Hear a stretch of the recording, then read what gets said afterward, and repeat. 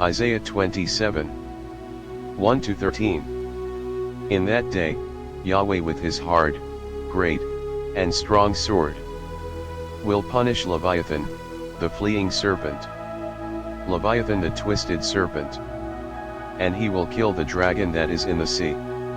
In that day, sing to her, a pleasant vineyard. I, Yahweh, am its keeper. I will water it every moment, lest anyone damage it.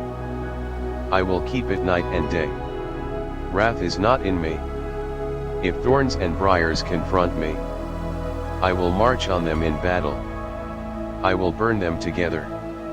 Or else let him take hold of my strength, that he may make peace with me. Let him make peace with me. In days to come, Jacob will take root. Israel will blossom and bud.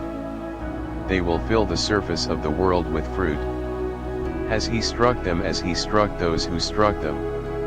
Or are they killed like those who killed them were killed in measure? When you send them away, you contend with them. He has removed them with his rough blast in the day of the east wind.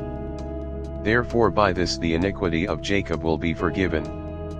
And this is all the fruit of taking away his sin, that he makes all the stones of the altar as chalk stones that are beaten in pieces, so that the Asherah poles and the incense altars shall rise no more.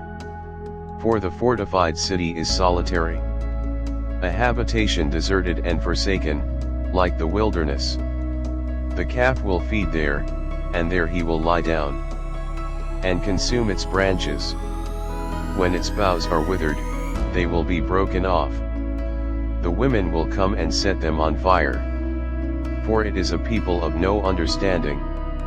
Therefore he who made them will not have compassion on them, and he who formed them will show them no favor.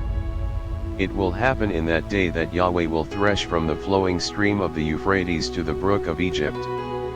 And you will be gathered one by one, children of Israel. It will happen in that day that a great trumpet will be blown. And those who were ready to perish in the land of Assyria, and those who were outcasts in the land of Egypt shall come, and they will worship Yahweh in the holy mountain at Jerusalem.